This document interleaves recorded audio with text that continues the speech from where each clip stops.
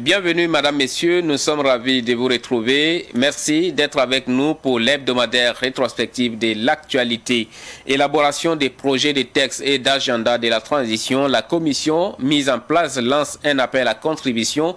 Nous en parlerons avec Alphonse Ouedraogo dans Décryptage. Et avec Amadé Adamasoro, nous parlerons de la tentative d'assassinat du Premier ministre libyen, mais aussi des tensions entre la Russie et l'OTAN au sujet du déploiement militaire russe à la frontière ukrainienne. Et vous aurez ensuite l'édito de la semaine avec le directeur de l'information de Savane Média, Soumaïl Arabo, qui nous dit que 2 nouvelles études sont nécessaires pour la refondation du Burkina Faso. Et enfin, dans sa fête débat, nous parlerons du processus de mise en place des délégations spéciales. Comment faire face au risque de politisation? Doit-on attendre des délégations spéciales? C'est que l'on est en droit d'attendre des conseils élus. Nous en parlerons avec Kalifara Serré. Il est administrateur civil et expert en développement et stratégie locale. Et Adama Bidiga, il est également administrateur civil. Voilà pour le menu de 7 jours dans la savane. Une fois de plus, bienvenue et merci de nous suivre.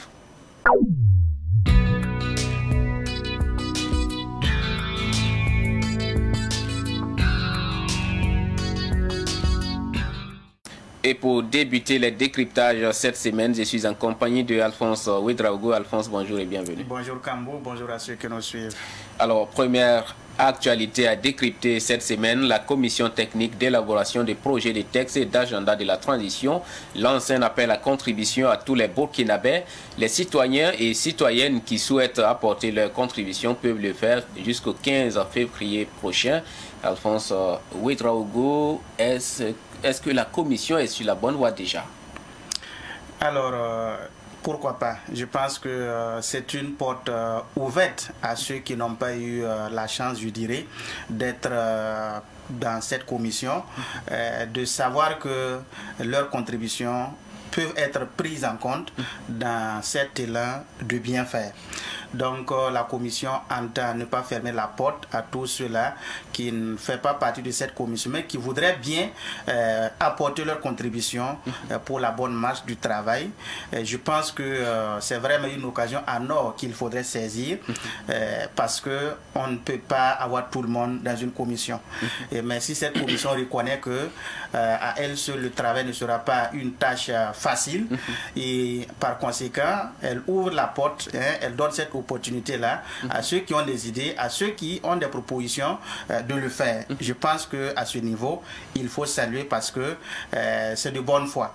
Maintenant, le travail qui sera difficile, je dirais, le travail le sera à un niveau parce que beaucoup vont contribuer, beaucoup vont faire des propositions. Est-ce que les propositions qui seront faites, la commission va, après analyse, après examen de toutes les propositions, faire ressortir des éléments qui puissent nous permettre de dire effectivement telle ou telle personne a fait des propositions, ces propositions ont été prises en compte, comment cela va se faire de façon technique, est-ce que ça puisse convaincre, parce que aujourd'hui, nous sommes sur ce cas-là, mais demain, on aura encore besoin des contributions des citoyens. Si après le travail, on n'arrive pas à cerner les éléments qui ont été intégrés dans ce travail-là, ça veut dire que vous n'allez plus avoir les contributions des gens. Demain, si il y a lieu de faire encore appel à contribution. Est-ce que vous voulez dire que tous ceux qui vont contribuer sont en droit donc de s'attendre à ce que leur nom également soit publié pour que tout le monde sache qui a contribué et comment? Je pense que c'est possible parce qu'après ce travail-là, il y aura encore un autre travail à un niveau plus élargi où on va expliquer comment la commission a procédé pour arriver à faire le récapitulatif de toutes les propositions. Je pense qu'à ce niveau-là, beaucoup de détails doivent être donnés. Maintenant, dans 1001 propositions, il faut quand même choisir, il faut faire la synthèse, il faut faire un travail sérieux à ce niveau. Donc je pense que même si on ne peut pas nommément citer, chacun va se reconnaître dans ce qui sera retenu comme proposition si effectivement il voit que un projet ou une proposition allant dans ce sens, j'ai eu cette idée-là. Déjà, ça convainc plus d'un que les propositions ont été prises en compte, même si on ne cite pas ceux qui ont eu à agir. Alors, est-ce que cette méthode de travail est adaptée au délai imparti? Parce que c'est un délai de 2 semaines selon le décret qui met en place cette commission.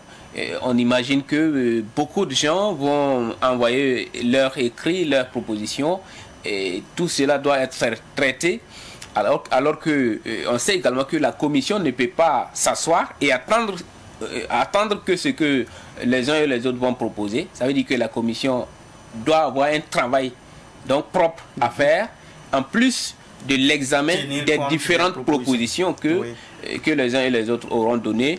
Et le dernier délai pour les propositions, c'est le 15 février. Et au 15, on sera déjà à moins d'une semaine de l'échéance du délai. Est-ce que c'est une méthode adaptée au délai? Bon, je comprends votre préoccupation parce que un délai de 2 semaines, ce n'est pas évident déjà pour la commission. Et si dans ce délai, il faut encore tenir compte des propositions des citoyens qu'il faut examiner, traiter, qui ne connaissent pas votre méthode de travail. Parce que avant de commencer, la commission va effectivement élaborer un plan de travail. Et en fonction de tout cela, s'il faut intégrer les propositions des gens qui ne savent pas comment vous allez travailler, je pense que ça c'est un travail qui se complique davantage. Et à ce niveau, je ne sais pas si après les 2 semaines, il va falloir ajouter un délai de combien de jours, je ne sais pas. Mais je pense que votre inquiétude est fondée. C'est d'autant plus qu'il y a des gens qui font des propositions en ne suivant pas le canal qui a été ouvert. On dit que vous avez cette possibilité d'envoyer par mail ou d'aller au niveau de la salle de conférence Ouaga 2000 où la commission siège actuellement. Mais je remarque que tout à l'heure, avant de monter sur ce plateau, je voyais des gens faire des propositions sur le faso.net, dans des commentaires où certains disaient effectivement, c'est pas ici qu'on doit faire les propositions, mais plutôt aller au niveau du lieu indiqué. C'est ça aussi le problème du travail. Il y a des gens qui ont peut-être des idées, mais pendant tout ce temps-là, pour suivre la voie normale, ça va manquer sur beaucoup de personnes. Néanmoins, je pense qu'à l'heure là, si on veut bien faire, on doit faire l'effort de pouvoir être là où on doit être, de faire un travail, et je pense que la commission ne va pas négliger les propositions. Si il est indiqué que parmi 1000 propositions qui sont faites par des citoyens extérieurs de cette commission-là, la commission a déjà travaillé et qu'il y a déjà ces éléments-là. Elle fera l'économie de s'attarder sur des points qui ont déjà été arrêtés et à leur niveau. Je pense que très rapidement, on peut avancer. S'il faut encore, après les 2 semaines-là, donner un délai de quelques jours, c'est à l'autorité de pouvoir dire quelque chose en ce moment. Et ce qu'on remarque également, c'est que c'est une méthode qui tranche d'avec ce qu'on a vu en 2015. En 2015, effectivement, à ce niveau, il faut le dire, ici, les gens constatent qu'effectivement, les autorités actuelles ont voulu faire les choses pour que lumière soit faite sur tous les actes qui sont posés. Les autorités ont voulu par là donner l'impression que rien ne doit se faire, en tout cas à huis clos ou du mouton le peuple. Voilà. Donc, en mettant en place une commission et en désignant des personnes bien connues, alors on les met devant leurs responsabilités. Ils doivent travailler. En 2015, effectivement, nous avons vu que la commission, je dirais, à travers dans l'informel, parce qu'officiellement, on n'a pas su qui a été désigné pour faire partie de cette commission et pour effectivement... Et c'était plusieurs commissions qui ont travaillé et les différents rapports ont été synthétisés pour nous sortir ce qu'on a vu. Donc, c'est un travail qui a été présenté après officiellement, mais la façon de désigner les gens, je pense qu'on n'a pas beaucoup communiqué là-dessus. Mais cette fois-ci, ça tranche avec ce qu'on a vu en 2014 ou 2015. Et c'est là qu'il faut apprécier. Et je pense qu'il faut désormais maintenir cet élan de travail. Ça rassure, ça montre que rien ne va se faire dans l'obscurité. Voilà, tout doit être expliqué. Et je pense que c'est ce dont le peuple a besoin. Alors, cela signifie également que autant que nous sommes, nous serons responsables de ce qui sera fait pendant cette transition, parce que chaque citoyen burkinabé a la possibilité de proposer voilà, ce qu'il veut pour cette transition. En tout cas, c'est le sentiment que j'ai. Je pense que cette façon de faire montre qu'effectivement que chaque citoyen doit comprendre que sa contribution, sa voix compte dans ce que nous allons mettre en marche d'ici là. Parce que après ce travail, c'est le gros boulot qui va commencer. Donc, personne ne doit rester de côté ou mis de côté parce que c'est ensemble qu'on peut avancer et comme les nouvelles autorités l'ont déjà affirmé, elle entend travailler avec tout le monde, rassembler et déjà c'est la bonne voie qui est tracée.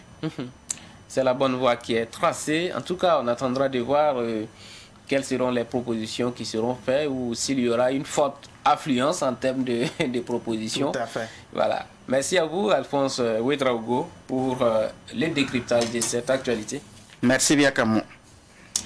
Et dans la suite, armée ouest-africaine et terrorisme, réponse incertaine. C'est le livre du lieutenant-colonel Paul-Henri Damiba, un livre très recherché dans les bibliothèques depuis que son auteur est devenu le nouvel homme fort du Burkina Faso. Savan Média a bien voulu vous faire connaître l'essentiel de son contenu et c'est avec Stéphane Sanou qui nous fait le résumé. Armée ouest-africaine et terrorisme, réponse incertaine du nouveau président du Faso, Paul-Henri Damiba, compte 160 pages et est subdivisé en 3 parties. L'état des lieux du terrorisme en Afrique de l'Ouest, première partie, les ripostes à ce phénomène, deuxième partie, et une étude critique, troisième partie. Mais d'entrée de jeu, l'auteur lance un avertissement à la page 5. Les opinions exprimées dans le présent ouvrage n'engagent que la responsabilité de son auteur. Elle ne constitue en aucune manière une position officielle de l'armée d'appartenance de son auteur. Dans la première partie de l'œuvre, Paul-Henri Damiba aborde le visage du terrorisme et son origine. Ici, le nouvel homme fort du Burkina indique que l'origine de la terreur des temps modernes remonte aux années 80 en Afghanistan. Elle a pris forme dans les années 2000 en Afrique de l'Ouest. Selon lui, les grands acteurs de ce terrorisme sont entre autres Al-Qaïda et le GSIM, le groupe de soutien à l'islam et aux musulmans. Il ajoute que le terrorisme arrive à survivre financièrement grâce aux rançons, aux produits illicites et de contrefaçon, comme la drogue, la cigarette, le carburant et autres. Un autre soutien de taille, c'est l'appui financier de l'extérieur, comme l'État islamique, Daesh et Al-Qaïda. À titre illustratif, Paul-Henri Damiba relate à la page 60 que l'État islamique a soutenu Boko Haram à hauteur de plus de 750 millions de francs CFA en 2015. Dans la deuxième partie, le désormais président du Faso, Paul-Henri Damiba, fait ressortir la riposte développée par les armées ouest-africaines face au terrorisme. L'évolution des budgets militaires, l'évolution quantitative des effectifs militaires, les opérations militaires conjointes sont entre autres ces mécanismes de riposte. À côté de ceci, il évoque les partenariats avec les Occidentaux dans la lutte contre l'hydre terroriste. Il s'agit notamment de la France, des États-Unis et de l'Union européenne. Celui qui dirige le Burkina actuellement fait ressortir dans son œuvre des limites d'ordre fonctionnel et stratégique. Les limites fonctionnelles concernent la mobilisation et l'utilisation des ressources financières. Selon Paul-Henri Damiba, la mobilisation des ressources relève du chemin de croix. Une fois mobilisées, ajoute-t-il, l'utilisation de ces ressources n'est pas saine. Les surfacturations, les passations illégales de marché, les détournements de fonds alloués à la défense sont autant de dénonciations faites par Paul-Henri Damiba dans son ouvrage. Il estime par ailleurs qu'il existe une coopération internationale cachotière dans la lutte contre le terrorisme en Afrique de l'Ouest. La présence des richesses énergétiques et naturelles, comme l'or, l'uranium, le pétrole, constituent des enjeux importants. Et des puissances comme la France, la Russie, les États-Unis et la Chine ne peuvent que viser uniquement leurs intérêts. Pour ce qui est des limites stratégiques, le président du MPSR affirme qu'il y a une méconnaissance de la menace terroriste. Selon lui, l'ignorance d'un adversaire constitue en avance une défaite dans un combat. Pour étayer cela, il pose les problématiques suivantes à la page 128. Comment expliquer que Boko Haram résiste pendant des années à l'armée de la première puissance du continent, en faisant allusion au Nigeria? Comment expliquer cette avancée des organisations terroristes au nord et à l'est du Burkina Faso? Il tente de répondre en disant qu'en partie c'est la difficulté des armées à cerner la réelle nature de l'hydre terroriste. Pour lutter efficacement contre le terrorisme, Paul-Henri Damiba propose dans son livre de bâtir une stratégie contre-terroriste active qui attaque premièrement et permanemment les cellules terroristes à travers le cycle, recherche, acquisition, neutralisation. À côté de cela, il faut développer de solides réseaux de renseignement humain à travers une chaîne humaine de renseignement. Paul-Henri Damiba propose le développement d'une coopération pragmatique, c'est-à-dire de coopération bilatérale sectorielle de confiance. Pour terminer, il souhaite une conception et une conduite des opérations non conventionnelles sortant des pratiques militaires classiques. Malgré toutes ces propositions, Paul-Henri Damiba se veut réaliste. L'anéantissement du terrorisme en région occidentale de l'Afrique peut durer une décennie, je le cite. Les tendances actuelles nous interdisent de croire à une éradication totale ou à un anéantissement du phénomène dans l'horizon de la prochaine décennie, peut-on lire à la page 147 dans la partie « Conclusion de son œuvre » intitulée « Armée ouest-africaine et terrorisme, réponse incertaine », un ouvrage édité à la suite de son succès en Master 2 en sciences criminelles du Conservatoire national des arts et métiers de Paris en France. Voilà, c'était là le résumé du livre du chef de l'État burkinabé, le lieutenant-colonel Paul-Henri Sandaogo Damiba, et ses 5 commentaires. Dans la suite des décryptages, nous parlons de l'actualité hors du Burkina. D'abord en Libye, le Parlement a désigné jeudi dernier l'influent ex-ministre de l'Intérieur Fatih Bachaga pour remplacer Abdelhamid Dbaïba à la tête du gouvernement. La veille, Abdelhamid Dbaïba, le premier ministre contesté, a échappé à une tentative d'assassinat et nous en parlons avec notre spécialiste des questions internationales, Amadé Adamasoro. Bonjour et bienvenue. Bonjour Kamo, bonjour à toutes et à tous. Alors, quelle est la situation exactement en Libye? Qui est Premier ministre à l'état actuel des choses? Oui, vous avez raison de poser cette question, puisque on a, dans les faits, 2 premiers ministres, à la personne de Fatih Bachara, qui a été donc désigné par, vous l'avez dit, par le Parlement, donc libyen, et bien sûr l'ancien, ou du moins l'autre premier ministre, appelé donc Dbaïba, Abdelhamid Dbaïba, qui est pour l'instant reconnu par la communauté internationale.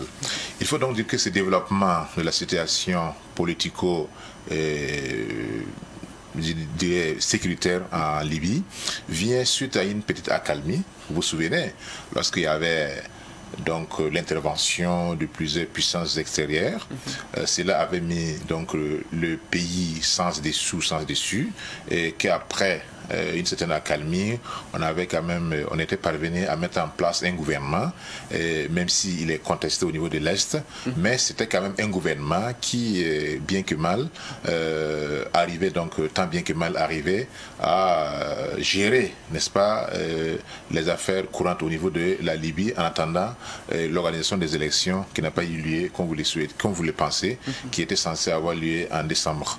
Donc ici, nous avons une situation où il y a une forte pression qui est exercée par la communauté internationale, notamment à travers le représentant des Nations Unies, pour parvenir vraiment à un ordre constitutionnel qui n'a jamais existé en Libye. Vous vous souvenez que lorsqu'il y avait le colonel Kadhafi, c'était un autre type, un autre format de gouvernance qui n'était pas conforme à la vision occidentale.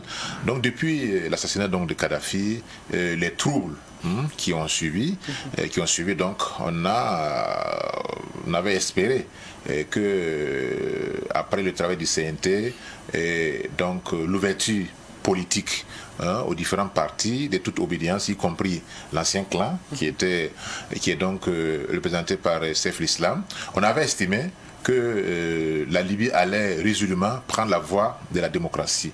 Mais jusqu'à présent, on se rend compte que demain n'est pas la veille, puisque lorsqu'on n'a pas pu tenir les élections en décembre, il y a le premier ministre Dbaïba qui maintient Mordecus, il reste à son poste, même si au niveau donc du Conseil des députés du peuple ou le Parlement, on a désigné Fatih Bachara, qui était, comme vous l'avez dit, un ancien ministre de l'Intérieur très influent et qui en réalité un peu a les faveurs donc des gens de l'Est. Donc nous sommes dans une situation de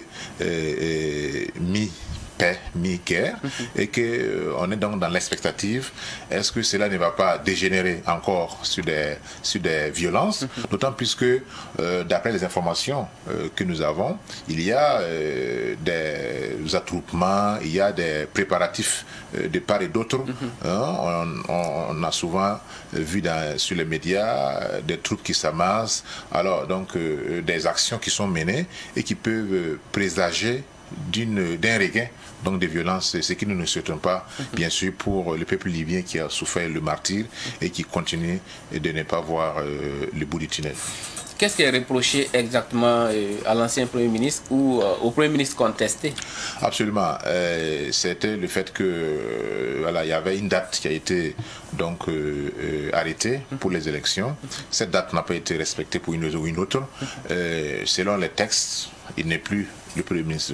Or, lui, il s'accroche également à un autre principe qui n'est pas, même si c'est un principe qui est contestable, mais c'est un principe valable, puisque il faut qu'il y ait des élections à l'issue desquelles on va désigner un Premier ministre à qui il va transmettre le pouvoir. Or, les élections n'ont pas eu lieu, et donc il n'y a pas de raison à ce que le Parlement décide donc de nommer un Premier ministre. Ce qu'il faut comprendre dans la situation politique au niveau de la Libye, c'est qu'il n'y a pas une très grande lisibilité des lignes politiques. On ne sait pas quel est en fait le système politique qui est adopté. Est-ce que c'est un système, alors, n'est-ce pas, à l'Angleterre, ou c'est un système à l'américaine, ou c'est un système propre à ce pays, puisque tantôt c'est le Parlement qui a le dernier mot, tantôt c'est le pouvoir exécutif, tantôt ce sont les tribus qui sont, n'est-ce pas, à l'Est. Donc c'est un mélange vraiment de genres qui fait que le bout du tunnel n'est pas encore perceptible de part et d'autre. Mais je pense qu'avec l'implication de certaines parties donc externes au théâtre libyen, je parle bien sûr de la Russie, de la Turquie, mais aussi des pays occidentaux.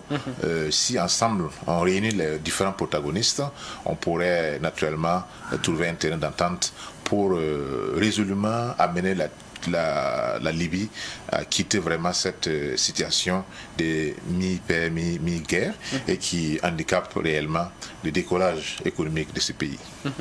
Alors, est-ce que ce sont les détracteurs du Premier ministre contesté, Dbaïba, qui ont été à l'origine de cette tentative d'assassinat dont il a été l'objet mercredi dans la nuit? Absolument. La question, on ne peut pas répondre à cette question puisque ceux qui ont commis donc cet attentat ont fui. On n'a pas pu donc mettre la main sur eux, même s'il y a une information judiciaire qui a été ouverte au niveau du parquet et que finalement on ne sait pas à l'heure actuelle qui sont ceux qui sont en tout cas derrière cette tentative donc d'assassinat. Bien sûr on peut dire que ce sont les détracteurs donc de Dbaïba. Vous savez, en politique tout peut être mis sur la table, ça peut être même une manière, enfin je dirais pas une orchestration de la part de l'intéressé lui-même pour se présenter dans une posture victimaire. Cela a pu être observé ailleurs.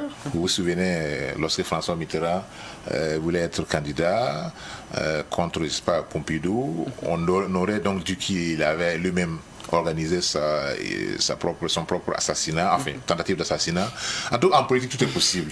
Seules les enquêtes, ou du moins les résultats de l'enquête qui a été ouverte, pourront nous situer sur les commanditaires et les exécutants de cette tentative d'assassinat. Merci à vous, Amadé Damasoro. Restez avec moi et cette fois, nous prenons la direction de l'Europe. Y a-t-il une possibilité que la Russie envahisse l'Ukraine dans les jours à venir? Les États-Unis ont affirmé vendredi que la Russie pourrait envahir l'Ukraine avant la fin des Jeux olympiques de Pékin prévus le 20 février prochain. Des informations que demande la Russie qui reproche aux Occidentaux de répandre avec l'aide des médias de fausses informations. Dans un communiqué publié sur son site internet, le ministère russe des Affaires étrangères a déclaré que les Occidentaux tentaient de détourner l'attention de leurs propres actions agressives. En réponse au déploiement militaire russe à la frontière ukrainienne, les États-Unis ont commencé à déployer leurs forces en Europe de l'Est. Pendant ce temps, l'Europe croit à une solution diplomatique. Amadé Adamasoro, qu'est-ce qui se passe réellement entre Russie, Ukraine et l'Occident, si on peut le dire ainsi? Absolument. Il faut donc essayer de faire un peu la genèse de cette crise-là, puisque c'est une crise certes conjoncturelle, mais si on n'essaie pas de contextualiser cette crise, il est difficile de comprendre, puisque de part et d'autre, il y a quand même eu des acteurs qui n'ont pas joué franc jeu. Et c'est très difficile, d'autant plus de se prononcer sur cette question, qu'il y a un aliment idéologique. Surtout, d'autant selon qu'on est du camp occidental ou on est de l'autre camp. Mais il faut répartir à l'époque soviétique.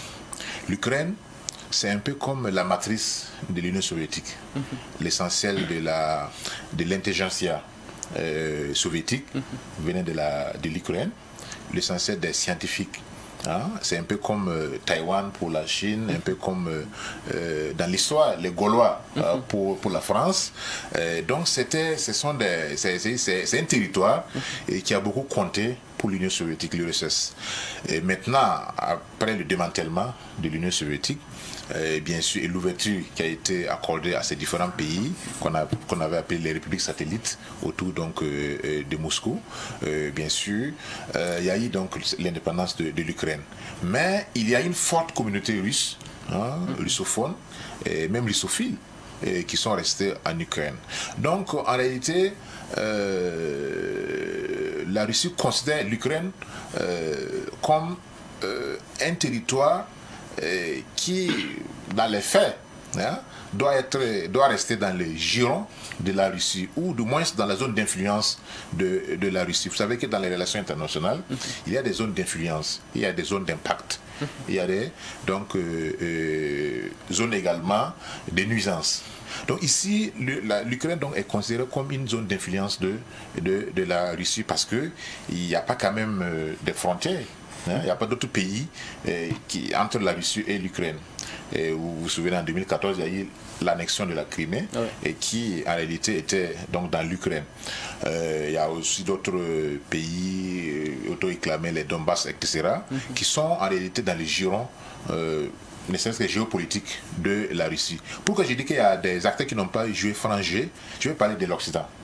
Au démantèlement de l'Union soviétique, il y a des engagements fermes qui ont été adoptés par les pays occidentaux, à savoir que l'OTAN n'allait pas s'étendre vers l'Europe de l'Est. Je parle de l'Estonie, Lituanie, ces petites républiques de l'Est. Mais on s'est rendu compte que sous Bush fils, il y a eu cet élargissement. Donc, du coup, la Russie se trouve menacée dans sa sécurité intérieure. Et qu'est-ce que la Russie fait? Elle demande à ce qu'il y ait un engagement ferme de la part, n'est-ce pas, de l'OTAN, de ne pas aller au-delà. Parce que si il y a des missiles de l'OTAN qui sont donc installés au niveau de l'Ukraine, c'est Moscou même, la capitale, ou Saint-Pétersbourg, qui sont menacés par une quelconque attaque.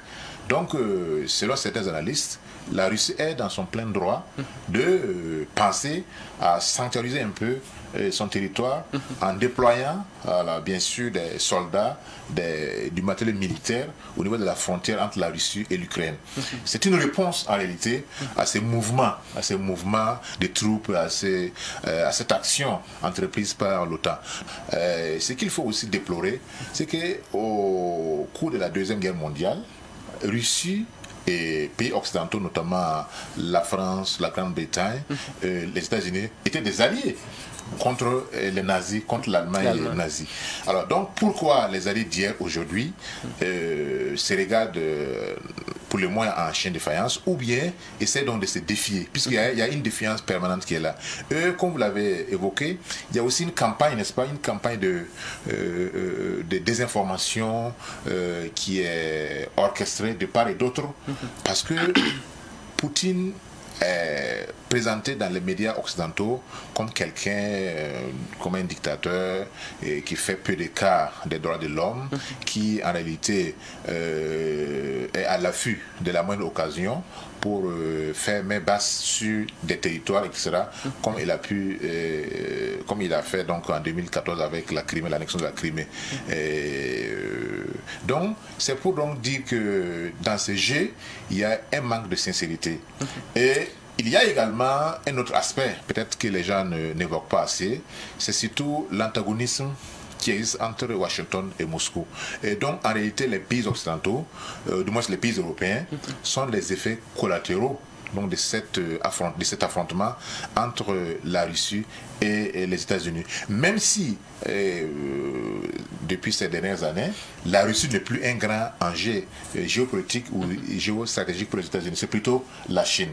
Donc, si aujourd'hui, alors, les États-Unis arrivent à dompter un peu donc la Russie, c'est la porte ouverte maintenant à la Chine qui est en réalité le principal concurrent des États-Unis. Alors, peut-on dire que tout ce déploiement de l'armée russe à la frontière ukrainienne est une façon de faire pression sur l'Europe ou sur l'Occident afin que, voilà, il s'engage à ne pas étendre l'OTAN jusqu'à l'Ukraine? Bon, lorsque vous écoutez les différentes déclarations de part et d'autre, il y a le volet diplomatique qui est enclenché, certes, mais il n'y a pas, au fond, d'apaisement. C'est vrai que Macron est allé à Moscou, il a été reçu de la façon dont vous avez pu le constater, vraiment de la façon la plus froide, pour ne pas dire humiliante possible, par Poutine, mais aussi il y a la ministre des Affaires étrangères de la Grande-Bretagne qui était également donc là-bas à Moscou. Il y a également donc Biden donc le chancelier allemand qui ont eu également une rencontre. Tout ça, ce sont des questions qui prouvent que le fond du problème reste insoluble. Et ces appels téléphoniques samedi entre Moscou, Paris et Washington. Parce que, oui, tout à fait. Moscou estime qu'en réalité, les Européens mènent une guerre qui n'est pas la leur. Pourquoi? C'est en réalité les États-Unis qui poussent, selon Moscou, les pays européens à affronter la Russie, Moscou. Or, il y a tellement d'interdépendance économique. Vous savez que l'Union européenne dépend à plus de 40, sinon 45% du gaz russe.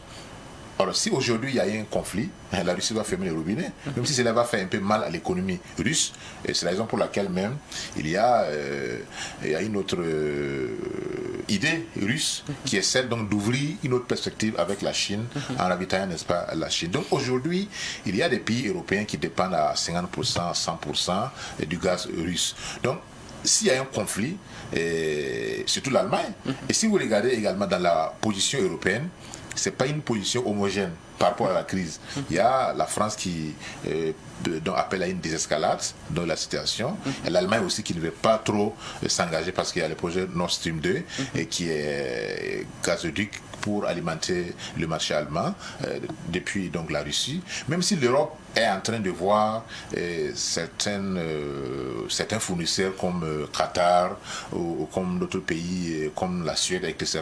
Même si ces deux marchés ne peuvent pas combler les besoins de l'Union européenne. Il y a aussi le projet américain qui est là, qui veut également vendre son gaz, n'est-ce pas, aux pays européens. Donc il y a en toile de fond des intérêts économiques qui sont en jeu. Effectivement, qui sont en jeu et qui amènent ces pays-là à agiter donc l'éventail donc de la guerre.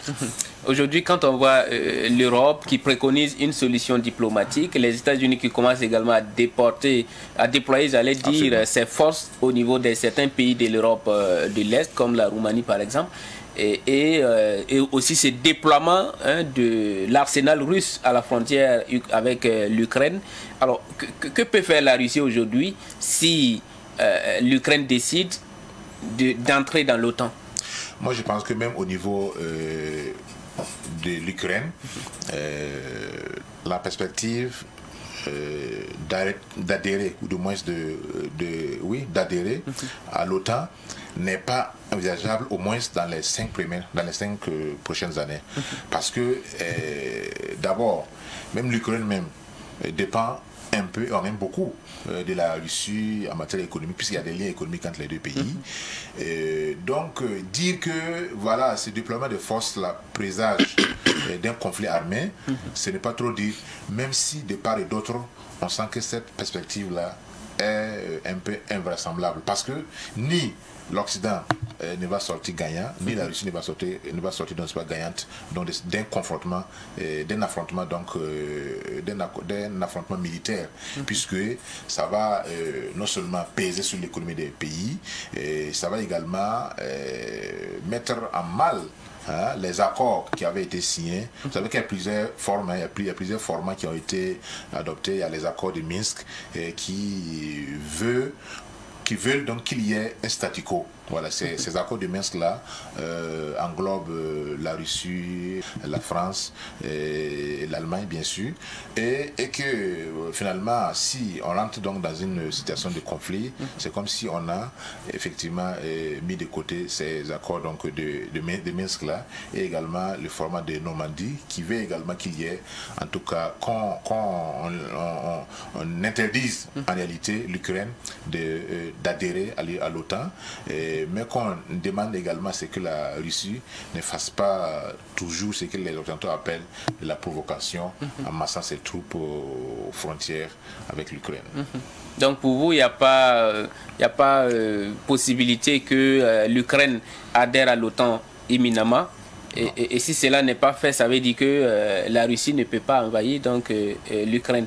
En tout cas, si la Russie a l'assurance que l'Ukraine ne va pas adhérer à l'OTAN, il n'y aura pas d'envahissement. Est-ce à dire également que tout ce que les États-Unis sont en train de dire aujourd'hui, à savoir les risques accrus, ils utilisent ces termes, que la Russie envahisse l'Ukraine, ils parlent même des jours à venir, est-ce que les États-Unis sont en train de dramatiser ce qui n'est pas à dramatiser? Vous savez, dans ça, je pense que les pays occidentaux, enfin les pays européens sont maintenant avertis, puisque quelquefois les États-Unis poussent ces pays-là à déclarer la guerre, après ils se retirent. Leur vie en Syrie, ça s'est passé comme ça. Ouais. Même la France avait commencé à faire décoller ses rafales pour aller bombarder Damas, et finalement Barack Obama s'est retiré.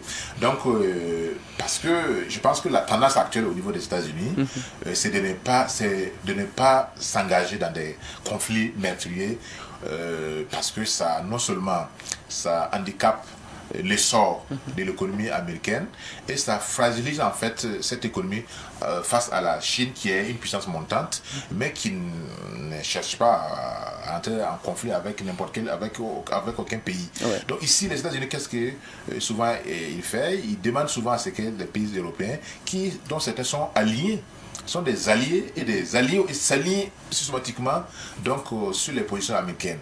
Alors ici, raison pour laquelle certaines opinions ont commencé à dire, certains intellectuels également français, et européens et occidentaux, alors disent qu'il faut à un moment donné ne pas s'embarquer chaque fois que les États-Unis déclarent une guerre contre un pays. Et même l'Ukraine, actuellement, l'Ukraine est en train de dire qu'il n'y a pas de risque qu'elle soit attaquée par la Russie. Mais ce sont les États-Unis qui sont un peu loin, qui mettent cette pression, qui dramatise un peu la situation. L'OTAN qui est là, tout le monde sait que c'est les États-Unis qui commandent l'OTAN, même si la Turquie est le deuxième plus grand pays au niveau de l'OTAN, avec beaucoup d'effectifs militaires. Et donc tout ça, ce sont des aspects qui prouvent qu'en réalité, la confiance n'est pas la chose la mieux partagée dans les relations internationales. Merci à vous, Amadé Adamasoro, pour ce décryptage. On va suivre cette actualité. Absolument. Pour voir ce qu'il en sera. Et c'est tout donc pour cette partie décryptage. Tout de suite l'édito.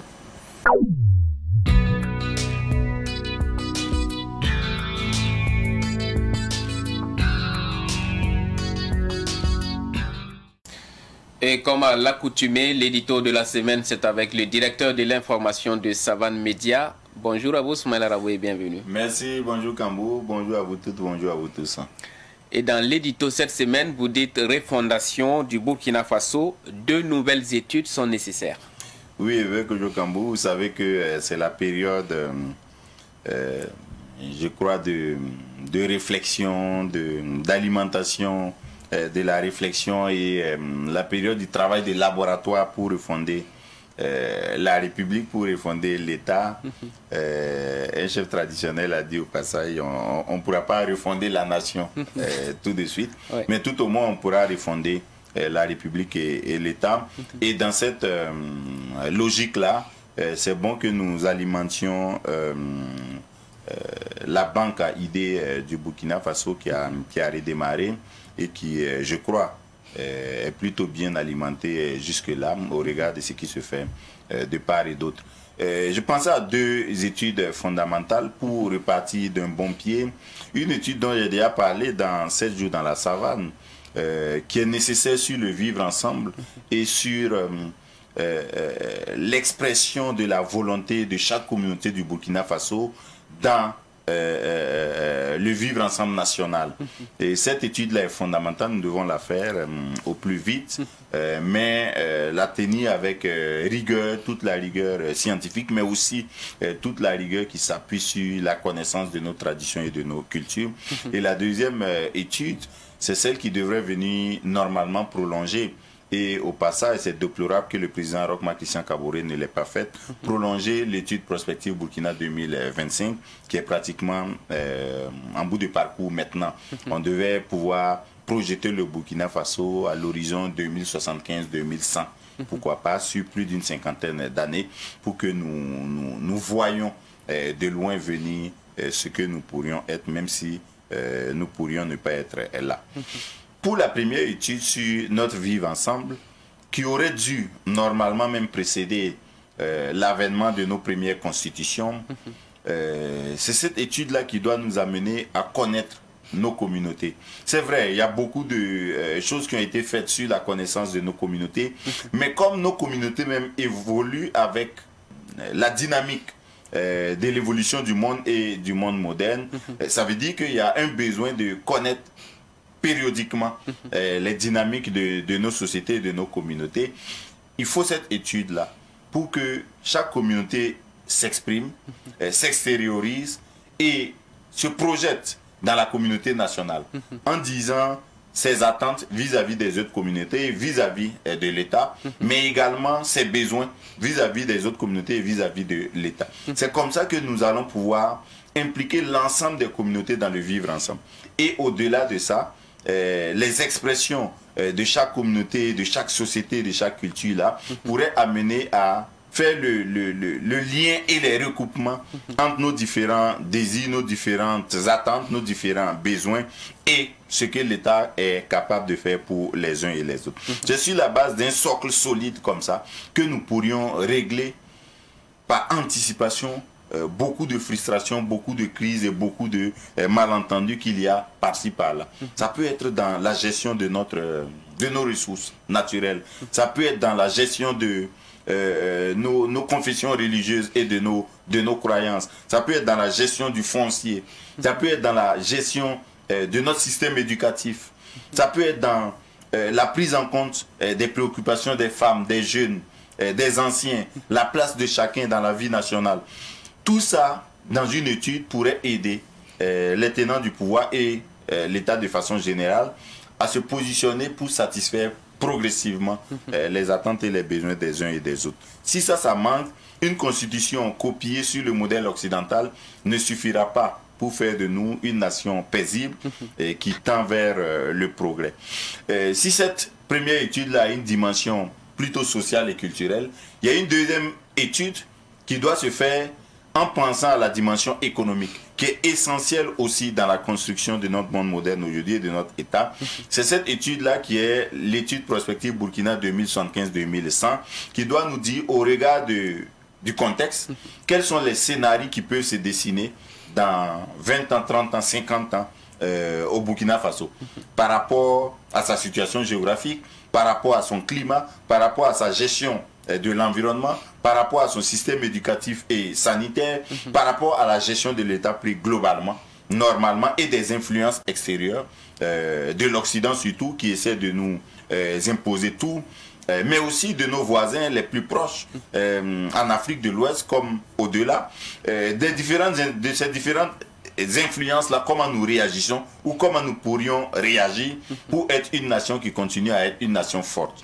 C'est dans une étude comme ça que nous pourrions aussi nous projeter dans un scénario du genre, est-ce que dans 30 ans, 40 ans, 50 ans, nous ne serions pas une même communauté en Afrique de l'Ouest avec un seul État, avec des États fédérés qui ont une autre façon de se mettre en lien avec le reste du monde. Tout ça, ce sont des scénarios qui pourraient se dégager dans l'étude prospective Burkina 2075-2100. Si nous progressions comme ça, surtout comme je l'ai dit au préalable, dans des études comme ça, mais sans tambour ni trompette, mais avec la rigueur scientifique et la rigueur qui tient de nos traditions, nous allons voir que nous allons alimenter l'État et les tenants du pouvoir d'idées suffisamment fortes pour que nous avancions sereinement. Parce que là, même quand les pouvoirs arrivent démocratiquement au sommet de l'État, ils sont encore dans le balbutiement et les hésitations. Parce que leurs actions ne sont pas confortées par des études fortes et des fondamentaux qui viennent de l'intérieur de nos pays et de toutes nos communautés. C'est avec des études comme ça, après on pourrait ajouter d'autres choses, des études plus sectorielles et plus pointues, mais celle-là peut constituer le socle à travers lequel nous allons rebondir, parce que nous avons beaucoup perdu ces dernières décennies-là à cause de nos malentendus, à cause de nos cris, à cause de nos bagarres, à cause de nos querelles et à cause de nos violences multiples et multiformes. Et si nous arrivons à sortir du tumulte dans lequel nous sommes actuellement et que nous appuyons sur des études solides, nous pourrions nous positionner mieux que nous le sommes aujourd'hui avec Oyokambo. Si nous nous appuyons donc sur des études solides, nous pourrons mieux nous repositionner. Merci à vous, Soumaïla Rabo, pour l'édito de cette semaine. Refondation du Burkina Faso, 2 nouvelles études sont nécessaires. C'était le thème de l'édito de la semaine. Merci donc d'être avec nous. Tout de suite, ça fait débat.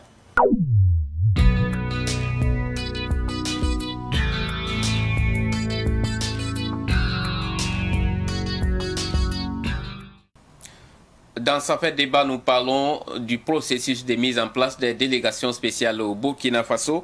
Comment faire face au risque de politisation? Doit-on attendre des délégations spéciales? C'est que l'on est en droit d'attendre des conseils élus. 2 invités avec nous sur ce plateau pour en parler. Kalifara Serré, il est administrateur civil et expert en développement et stratégie locale. Et Adama Bidiga, également administrateur civil. Merci à tous les deux de répondre à notre invitation. Merci également. Alors, on va aller tout droit au but. Kalifara Serré, les conseils des collectivités dissous, est-ce qu'on devait s'y attendre après l'avènement du MPSR? Pas qu'on devait s'y attendre, mais on pouvait s'y attendre. Ça faisait partie, c'était dans l'ordre des hypothèses. Simplement parce que, évidemment, une rupture comme le coup d'État amène forcément une perturbation des rapports de force et une modification aussi du dispositif des acteurs sur l'échiquier politique.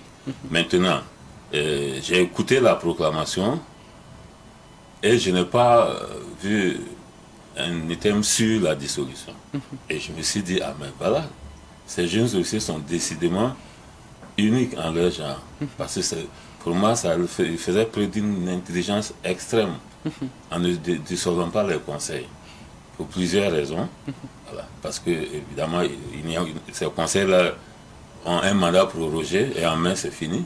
Et bon, en réalité, ce n'était pas la peine donc de... Et en dissociant l'État local de l'État central, il donnait un message très clair de stabilité au niveau du territoire. Voilà. Donc j'ai été assez surpris que par la suite, un peu à catastrophe, on revienne pour prononcer une dissolution par des voix qui m'ont paru assez cafouilleuses. Adama Bidiga, est-ce que vous vous y attendiez? Bon, je m'attendais en tout cas à cette dissolution. Et comme il y a eu en tout cas une rupture au niveau national, c'est-à-dire avec le coup d'État, et avec la dissolution aussi de l'Assemblée nationale du gouvernement, on ne pouvait que s'attendre en tout cas à la dissolution des conseils et de collectivités. Maintenant, comme je l'ai dit, il y a le fait que et les nouvelles autorités viennent aussi avec une nouvelle vision de, en tout cas, refaire, en tout cas, et de refonder, en tout cas, la nation. Et pour moi, c'est logique quand même qu'ils touchent, en tout cas, aux collectivités, voilà, qui sont animées par des politiciens. Voilà. Donc, pour moi, c'est logique, en tout cas, que cette dissolution intervienne. Et Khalifa Séré disait tout de suite qu'ils auraient fait preuve d'intelligence en ne dissolvant pas les conseils des collectivités. Oui, parce que la plupart des États institutionnellement développés dissocient fondamentalement le territoire local de l'État central. Et justement, d'ailleurs, ils font tout pour que les collectivités soient le contrepoids de l'État central. Quand l'État central a des difficultés, les collectivités continuent de survivre. Et au Danemark, au Japon, en Belgique, il y a beaucoup de cas en Italie où l'État souvent est en vacuité pendant des mois, des trimestres, mais les collectivités font ça et les citoyens ne se rendent même pas compte. C'est vrai que nous n'avons pas atteint ce stade-là, mais on aurait pu penser que ça peut être vraiment un signal très fort. C'est vrai que là, moi je me mettais à rêver. En tant que praticien, je me mettais vraiment à rêver. Voilà. Parce que en réalité, il y a une certaine logique de rapport de force. Quand il y a une rupture, ceux qui n'étaient pas dans le jeu dominant ont envie d'avoir une position dominante. Pour avoir cette position dominante, ils doivent affaiblir ceux qui étaient dans le jeu dominant précédent. Donc forcément, on essaie de dire, bon, il faut... Et on fait table rase. Et on continue cela, et ça c'est un peu dommage. Depuis le CNT, moi j'avais souhaité qu'on essaye quand même de maintenir quelque chose qui reflète notre vision à l'horizon 2040 d'une collectivité qui transcende les divergences. Mais ça signifie beaucoup d'autres choses. Même le maire doit incarner la citoyenneté globale et non son parti. Mais si vous avez vu, il y a des maires qui se sont illustrés par leur ultra-militantisme, etc. Et ça, évidemment, ça ne permet pas au pouvoir central de les maintenir. Voilà. C'est ça aussi qui est dommage. Donc c'est ce militantisme des maires qui fait qu'on ne peut pas les maintenir quand il y a changement du régime. Au-delà du militantisme, moi je me réfère beaucoup plus à la déclaration qui a été faite, à la proclamation en tout cas du MPSR. Il a été dit qu'il faut restaurer en tout cas l'intégrité, il faut refonder à la limite la nation. Est-ce qu'on peut refonder la nation sans, en tout cas, et tout en occultant comment dirais-je, les acteurs locaux? Je pense que pour moi c'est impossible. Voilà. Donc je m'attendais en tout cas à la dissolution. Seulement, bon, comme je l'ai dit, et comme il a dit, peut-être que cela aurait été compréhensible si on l'avait intégré et peut-être à la déclaration et à la proclamation plutôt. Voilà. Sinon, c'est logique qu'on... Donc, il est important de faire table rase pour ne pas que certains partis aient une longueur d'avance aux élections d'après transition, par exemple. Quand on sait, par exemple, que l'ancien parti au pouvoir contrôlait la plupart donc, des collectivités. Mais Khalifa Séré, est-ce que si on raisonne ainsi, c'est logique de dissoudre les conseils des collectivités et de laisser les chefs des circonscriptions administratives qui ont été nommés par l'ancien régime piloter les processus d'installation des délégations spéciales? Non, il y a une différence avec les chefs de circonscription administrative. Les chefs de circonscription sont l'émanation de la puissance publique de l'État. C'est-à-dire que c'est possible qu'un chef de circonscription ait une carte politique. Mais ça ne devrait pas être ce qui est l'essentiel. Mais c'est vrai. Dans le contexte burkinabé. Dans le contexte burkinabé, et moi j'ai toujours trouvé ça très affligeant. Parce que vous savez que nous on a des gouverneurs dans ce pays qui ont été candidats aux législatives et qui ont raté la députation et qui sont revenus comme gouverneurs, comme si de rien n'était. Mais c'est un chef de circonscription administrative. On ne doit même pas savoir quelle est sa couleur politique. Mais chez nous, pour se maintenir, les gens ont besoin de faire du zèle. C'est comme si vous parliez du directeur de l'agence, le régisseur de choses d'avance du trésor, etc. Les agents publics ont obligatoirement sont astreints à la neutralité politique. Ce que nous ne faisons pas, c'est que ça fait qu'en réalité, nous ne devrons pas avoir des CCA sur lesquels on dit, ah, est-ce que s'ils perdent des soupçons, c'est que ce ne sont pas de vrais CCA. Voilà. Donc c'est différent de la nature, par exemple, des maires. Parce que le maire, quand il est élu, c'est soit sur une liste d'indépendants ou sur une liste de partis politiques. Ah oui. Mais quand les conseils ont été installés, clairement, tout le protocole de mise en œuvre, de démarrage des conseils, leur fait obligation de ne faire aucune distinction. Alors, mais on a vu des maires vraiment clairement avoir tenu même quelquefois des réunions de leur parti dans la salle de réunion de la mairie, ça s'est vu. Donc, sinon, donc pour les CCA, je dis, moi je ne fais pas le lien pour dire, voilà un CCA, mais sinon ça se sait, c'est dommage. Alors, mais c'est des nettoyages qu'il aurait fallu faire. Et ça n'est pas le seul paradoxe. Parce qu'en réalité, quand on a laissé les partis politiques exercer librement leurs activités, qu'est-ce qu'on attend? Qu'est-ce qu'on croit qu'il va se produire comme miracle? Je ne comprends pas. Parce que si le terreau des choses, de la fracture politique, c'est bien, ce sont les acteurs politiques qui l'entretiennent. Si les acteurs politiques, vous les convoquez pour leur passer un message de concorde, bon, restez tranquille, mais bon, etc., ça signifie quoi? Que vous avez ouvert le jeu politique. C'est juste une mi-temps et les gens vont continuer. Et vous ne pouvez pas dire après, mais si vous voulez être logique, vous dissolvez également, vous suspendez du moins l'activité des partis politiques. Jusqu'à ce qu'à un moment donné, précis, un moment stratégique donné, vous dites, allez, on y repart. Voilà, les règles du jeu, à tel endroit ça a changé, on a peut-être modifié ceci ou cela. Et puis, sinon, le parti politique est là, avec ses militants et les enjeux. Donc, ce qui se passe pour la mise en place des délégations spéciales, je ne pense pas que quelqu'un puisse s'en étonner. Parce que les partis politiques qui sont le terreau de la division entre les citoyens, c'est clair. C'est-à-dire que là, on ouvre une campagne politique permanente. Voilà. Donc, c'est pas logique que les CCA, les chefs des circonscriptions administratives nommés par l'ancien régime, pilotent les délégations spéciales, la mise en place des délégations spéciales, mais il ajoute quelque chose. Ce n'est pas également logique que les partis politiques continuent de fonctionner. Bon, moi je crois que pour ce qui est du cas des chefs de circonscription administrative, il y a quand même des textes qui encadrent les, comment dirais-je, les fonctions de CCA. Le décret 878 qui, en tout cas, définit clairement comment est-ce qu'on procède pour nommer un chef de circonscription administrative. Alors, pour moi, ce ne sont pas des fonctions politiques. Et étant donné que ce ne sont pas des fonctions politiques, normalement, on devrait pouvoir leur permettre en tout cas de continuer à exercer, étant donné que ce sont des acteurs apolitiques. Maintenant, l'inquiétude ici, c'est quoi? On a effectivement observé ça et là des chefs de circonscription administrative qui se sont en tout cas affichés politiquement, de sorte à mettre en doute leur neutralité.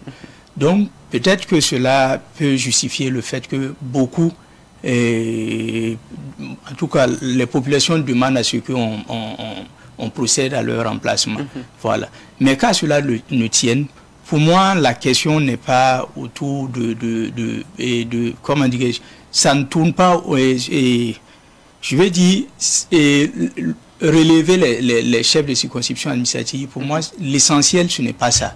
Mais l'essentiel, c'est de faire comment, c'est voir dans quelle mesure on peut travailler à les soustraire de l'influence, en tout cas, des politiciens.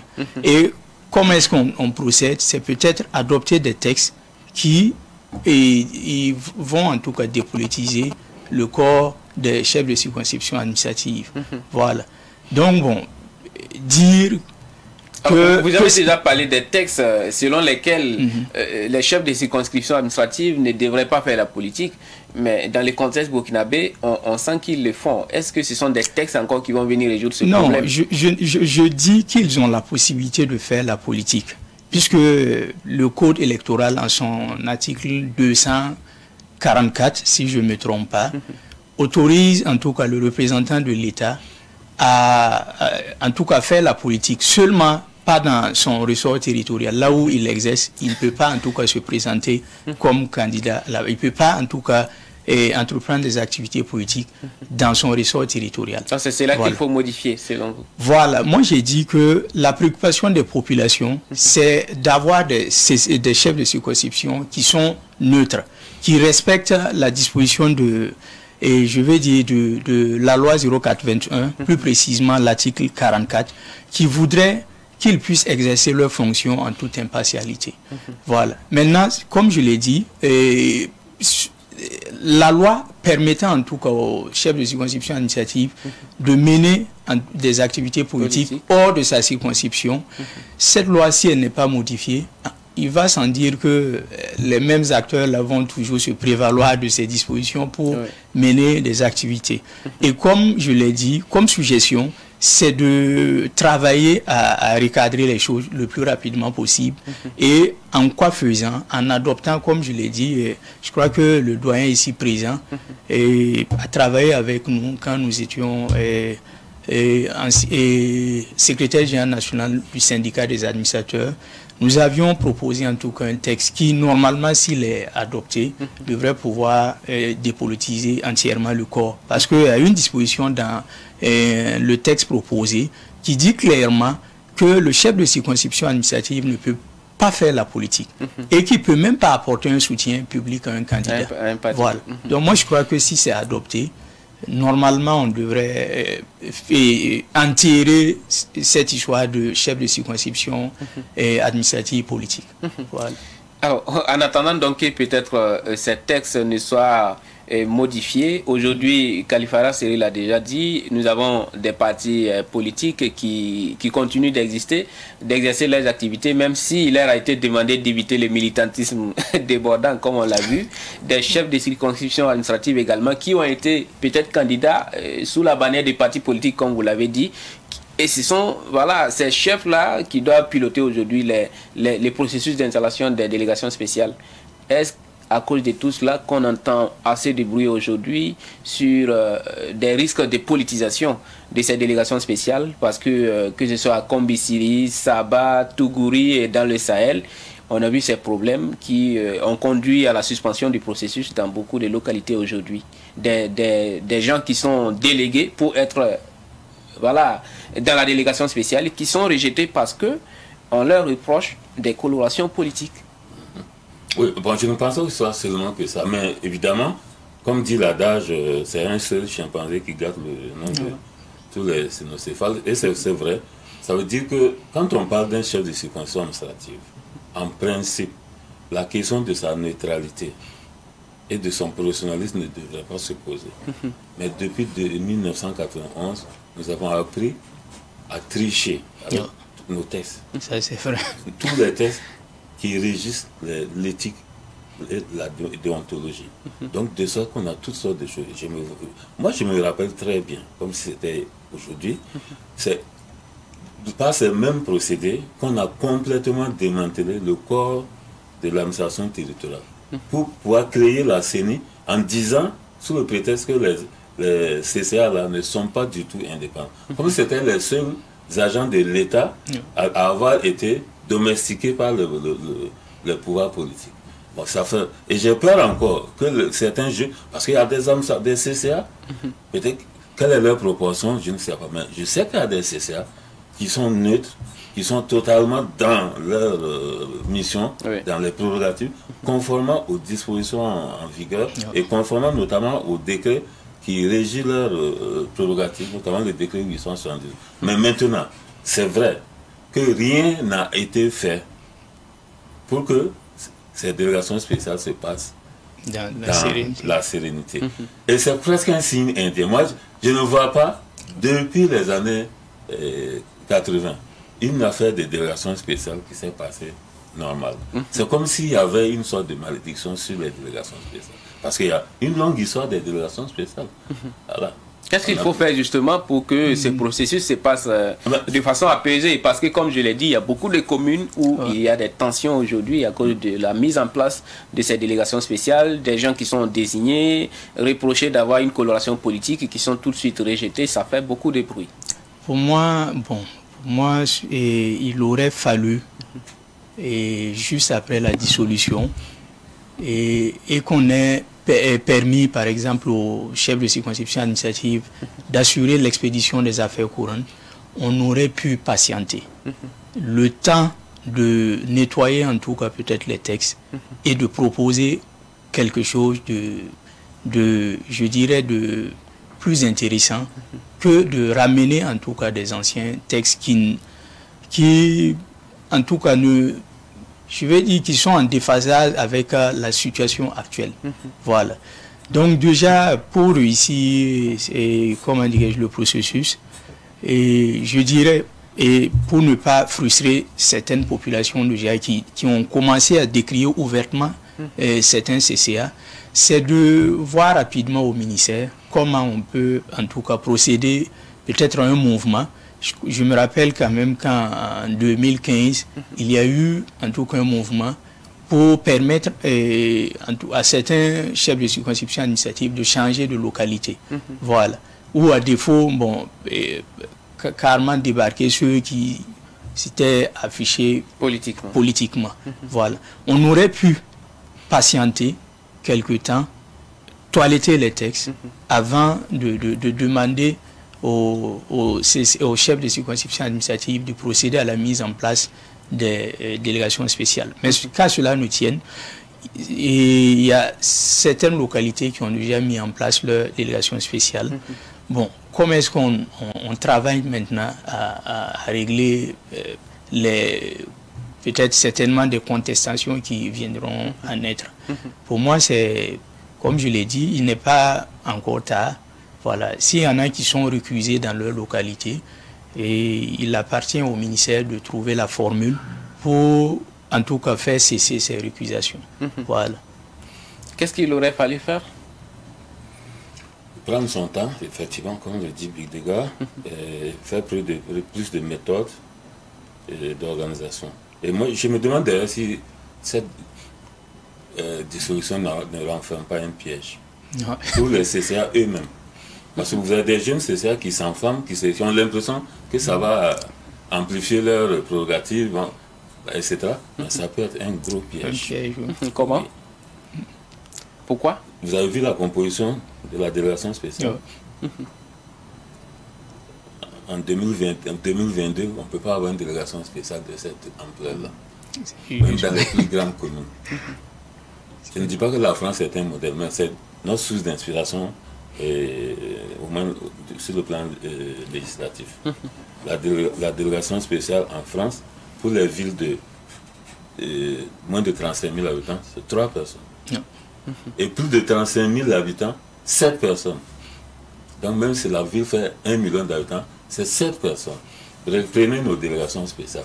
Et dites-moi comment on peut travailler efficacement avec une telle délégation spéciale. Même si on arrivait par miracle à la mettre en place, cette délégation spéciale. Ça dit que le CCA va se retrouver à porter tous les péchés du monde. Parce que c'est lui qui est le premier responsable. Mais il sera immergé dans des intérêts contradictoires.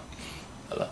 Et au-delà de ça, il y a d'autres aspects, j'allais dire même juridiques, qui tiennent à la configuration. Vous prenez le représentant des handicapés, le représentant des quoi et quoi. Quelle est la logique? Quelle est la logique? Quelle est la logique? Personne ne peut dire quelle est la logique. Mais c'est du pain béni pour les partis politiques. Ils vont rapidement remettre leurs personnes et les positionner. Donc vous vous retrouvez avec une situation de cohabitation et c'est vous seul, j'allais dire, le singleton indésirable, pratiquement. Vous allez être là comme ça, à ne rien superviser et à assumer l'imputabilité de toutes les mauvaises actions. Voilà. Donc, moi, j'ai quelques appréhensions, surtout pour nos jeunes, surtout ceux qui n'ont jamais essayé cette aventure. Oui, il ne faut pas donner l'impression que la délégation spéciale est une activité des CCA. Non. Les CCA ne sont pas là pour être chef de délégation. C'est un accident de parcours. Voilà. Donc, il faut travailler à ce que nos chefs de nos CCA soient des gens bien formés, professionnellement aguerris.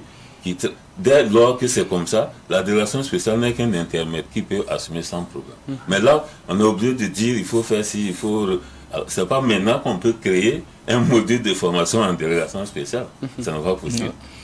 C'est leur parcours, c'est le curricula ordinaire de l'école d'administration qui doit permettre d'assumer ses responsabilités. Oui. Mais on ne voit pas comment est-ce qu'on leur facilite la chose. Donc, effectivement, vous avez demandé qu'est-ce qu'il aurait fallu faire. Il aurait fallu simplement prendre le temps qu'il faut. Voilà. Je vous ai dit les textes. Bien sûr, mais le décret, le nouveau décret, il y a plusieurs types de nouveaux, c'est-à-dire plusieurs j'allais dire drafts qui ont été proposés aux différents ministres. Mais aucun des drafts n'a été retenu jusqu'à ce jour. Et puis brutalement, on repasse prendre le 431. Bon. 2013. Voilà. Donc, évidemment, pourtant, on aurait pu retrouver... Ouais, c'est pas le décret qui sert dans la situation actuelle? Non, pas du tout. La preuve, c'est ça. Quand vous regardez, vous voyez bien clairement que ça ne sied pas. Ça ne sied pas avec... Même si on me disait, chaque voulait avoir quelqu'un, c'est encore plus simple. Est-ce qu'il y a eu d'autres décrets après celui de 2013? Non, je dis, il y a des décrets qui sont dans le pipeline, mais que l'État n'a jamais adopté. Donc, ils sont considérés comme n'existant pas. Donc, ces décrets... le décret qui existe est un décret d'application de la loi le Code général de version 2009 dans son ancienne version, voilà. Qui a été modifié. Ah oui, qui a été modifié à plusieurs reprises. Voilà. Et le texte d'application n'a pas été révisé. Donc c'est ce texte d'application qui est utilisé pour mettre en place. Il est vraiment à défaut en ce moment. Maintenant, même sur la composition, moi je me dis quand même que c'est assez pléthorique d'avoir 50 maximum pour la commune, et la commune à statut particulier et 70, et pour la région 80. C'est comme le doyen l'a dit, on n'a pas besoin de ce nombre de personnes pour gérer la délégation spéciale, surtout dans un contexte d'austérité. Voilà. Moi je pense qu'on aurait pu, à la limite, et remercier en tout cas certains acteurs, et je le disais tantôt, peut-être les responsables régionaux des chefs de services déconcentrés pourraient peut-être être supprimés. C'est un exemple que je donne. Voilà, autant d'autres. On pouvait les supprimer étant donné que le chef de circonscription administrative est coordonnateur des activités de ces structures. On pourrait peut-être, et que la délégation spéciale aussi permet de faire appel en tout cas aux représentants d'une structure qu'elle estime nécessaire. On pourrait en tout cas permettre à la délégation spéciale de faire recours à ces structures, et bon, tout en les remerciant de la composition, quoi. Voilà. Alors, on pouvait en tout cas réduire drastiquement le nombre. Voilà, pour tenir compte. On s'en tient au décret de 2013. Bon. Donc, on suit ces dispositions. On aurait pu réviser avant de ces délégations spéciales. Oui. Donc, difficile de faire autrement si on travaille avec ce décret. Oui, en fait, mais depuis la réforme, la relecture, les nouveaux référentiels, vous verrez que la délégation spéciale du format là est totalement désuète. Voilà, elle est désuète. Mais bon, en fait, il se pose aussi même le problème, c'est un problème juridique très important. Vous savez que chez nous, dans notre loi de décentralisation, la région qui a son territoire propre est une collectivité de coordination, mais pas c'est pas une collectivité de commandement des communes. C'est une collectivité qui a des prérogatives de coordination, sur des activités de coordination. Les communes restent indépendantes. Totalement indépendantes. Mais ce sont les communes qui fournissent leurs élus pour créer le conseil de la région. Ouais. Mais quand vous prenez la délégation spéciale, ce n'est pas... Ça dit que la commune ne fournit plus rien à la délégation spéciale. Donc ce n'est pas une délégation spéciale de la région. C'est pour ça que dans beaucoup de pays francophones, quand on en arrive à la délégation spéciale, on ne crée pas de délégation spéciale dans ce niveau-là. Et c'est en ce moment le gouverneur qui contrôle les CCA, qui sont en même temps des maires. Voilà. Puisque d'habitude, c'est le CCA qui assure le contrôle de proximité sur la commune. Mais il devient lui-même, il cumule maintenant qui le contrôle. Puisque le gouverneur lui-même devient encore en même temps, juridiquement, ça pose un problème. Voilà. À moins de créer, demander à Kambou d'être superviseur au Sahel pour aller contrôler la légalité des actes. Mais c'est très grave en réalité. Donc, nous déformons, nous déstructurons le dispositif séculaire de notre administration du territoire. Voilà. Ça pose des problèmes. Tout ça, on se dit c'est pour 1 an entre nous. Est-ce que vous croyez que cette délégation spéciale-là, ça va être pour 1 an? Qu'est-ce qu'on peut régler aujourd'hui en 1 an? En 1 an. Puisque la délégation spéciale, sa durée de vie maximale, c'est 1 an. Mais est-ce que ça va être possible? Il y a un autre problème juridique qui se profile à l'horizon. Bien sûr. Bien sûr. Qu'est-ce qu'on doit faire donc si dans 1 an, on ne peut pas organiser des élections? Certainement que les textes seront relus. Voilà, ça c'est sûr et certain. Il faut relire les textes pour tenir compte de la situation qui s'offre en tout cas à nous. Voilà. Parce qu'en 2015, justement, la transition, ce n'était pas pour une longue durée. Et cette fois, c'est vrai qu'on ne connaît pas encore la durée de la transition, mais si ça va au-delà d'1 an, il y aura un problème qui va se poser. Et puis après, toutes les diligences qui vont avec la victoire, c'est-à-dire installer les champs, remettre en place nos dispositifs socio-économiques et tout ça. Bon, alors je ne vois pas ça avant 3 ans. Mais je ne veux pas... s'il y a des miracles, ça peut se faire en 1 an, 1 an et demi. Mais moi, je préfère ne pas parler de ça. Alors, tout comme j'aurais préféré même qu'on ne parle pas de délégation spéciale actuellement et qu'on parle d'autres choses. Parce que nos préfets, là, on peut les occuper actuellement à la défense civile, qui est quelque chose de gigantesque. Mais personne n'en parle pour le moment. Mais les militaires vont s'en rendre compte. Comme ils ont créé le Sécoten, ils vont de toute façon arriver à ça. Et ils vont voir que le problème ne va pas faire tout ça ensemble, en même temps. Alors, parlons maintenant de la contribution au développement communal.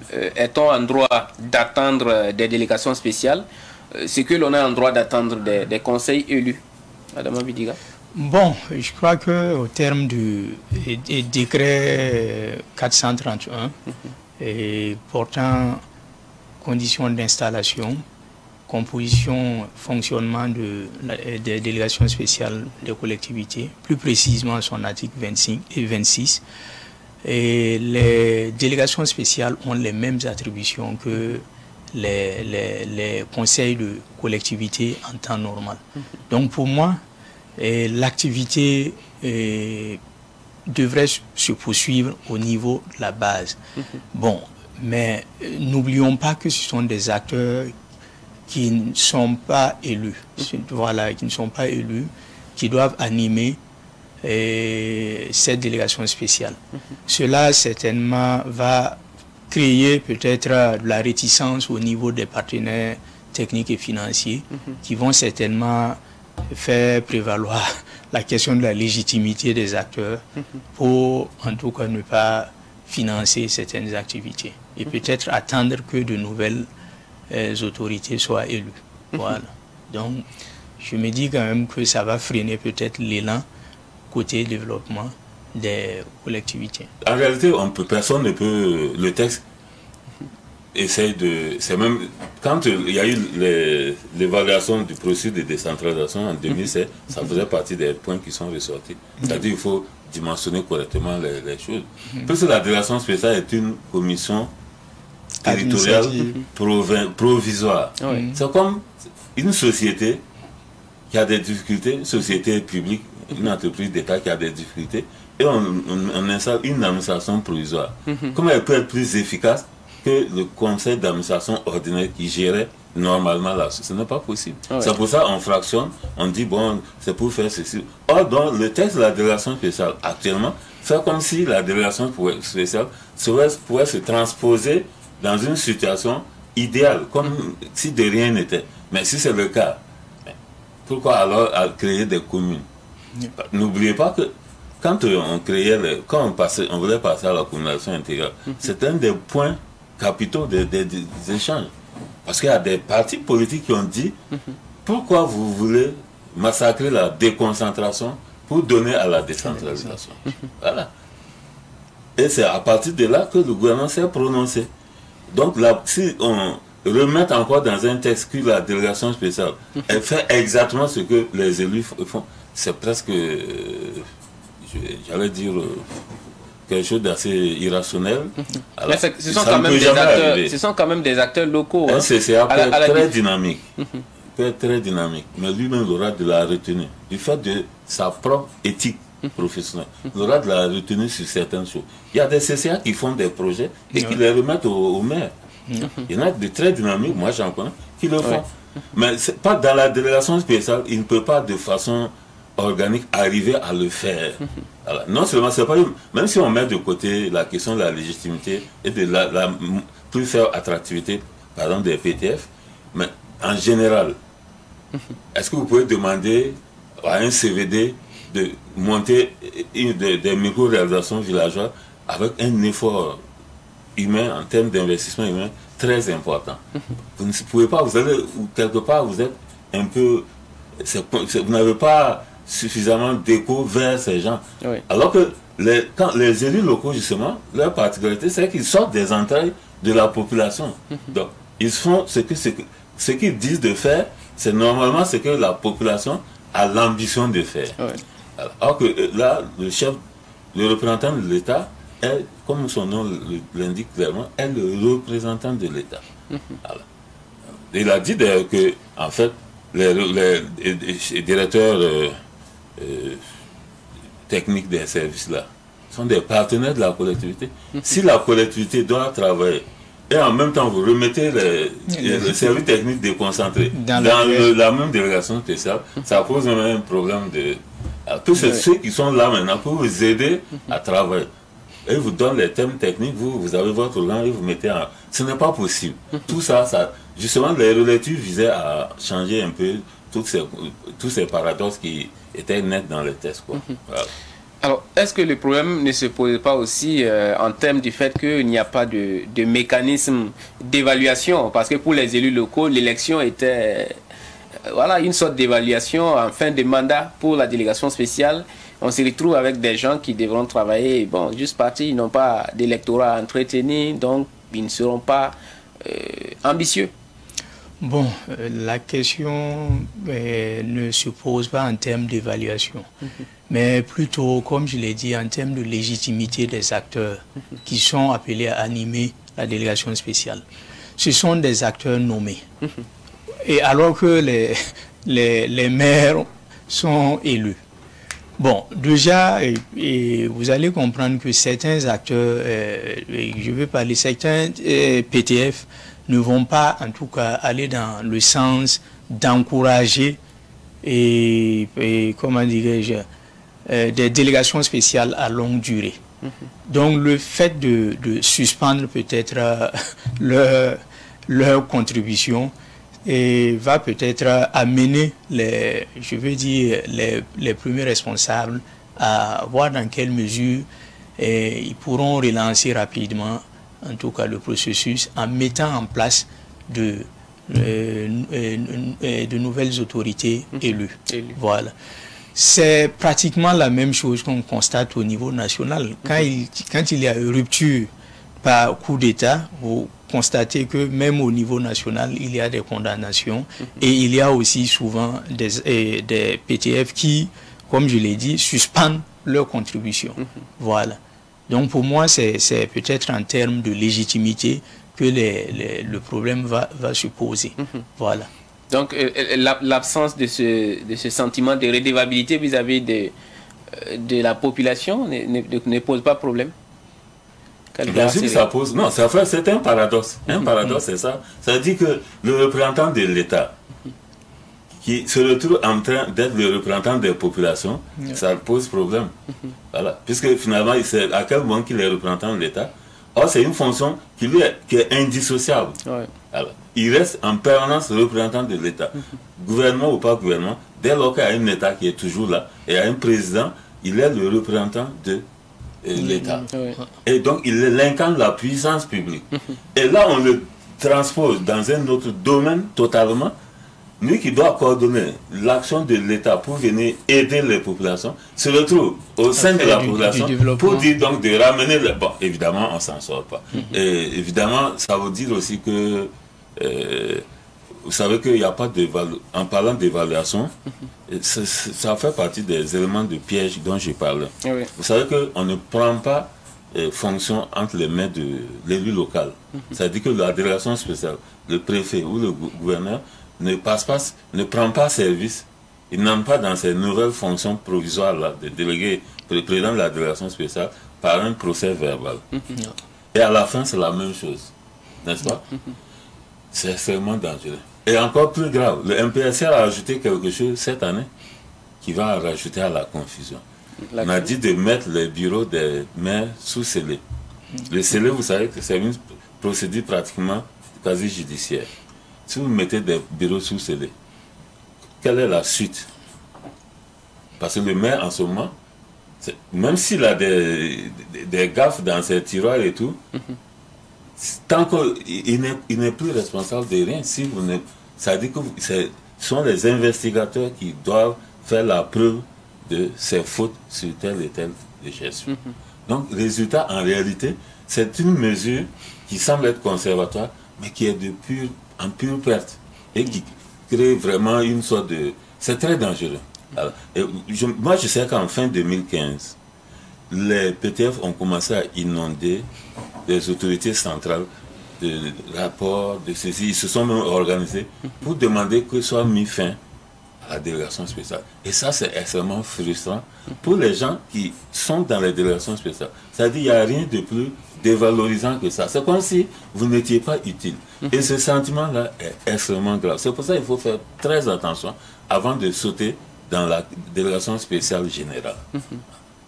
Alors, vous parlez de délégation spéciale générale. C'est vrai que le Code général des collectivités territoriales ne permet pas cette dissolution donc de façon générale, sauf que quelque part on reconnaît également qu'il y a cette exception qui permet de le faire s'il y a menace à la paix, voilà, et à la cohésion sociale. Donc c'est sur la base de cela que cette dissolution a été prononcée. Aujourd'hui on entend beaucoup de bruit en lien avec l'installation des délégations spéciales. Si vous avez un message à lancer aujourd'hui aux nouvelles autorités en place, ce serait lequel? Parce qu'il ne faudrait pas dissoudre les conseils des collectivités pour éviter qu'il y ait menace à la paix et à la cohésion sociale. Le remède devient plus dangereux. Voilà, et que l'installation des délégations spéciales soit également une menace à la paix et à la cohésion.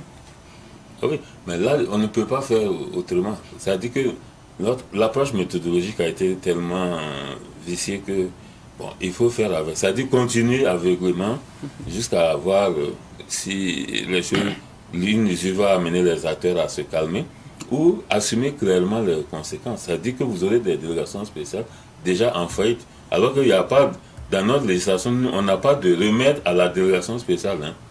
La fin normale de la délégation spéciale, c'est la mise en place d'un organe élu. Il n'y a pas c'est-à-dire une délégation spéciale en faillite, on n'a pas, l'État est démuni.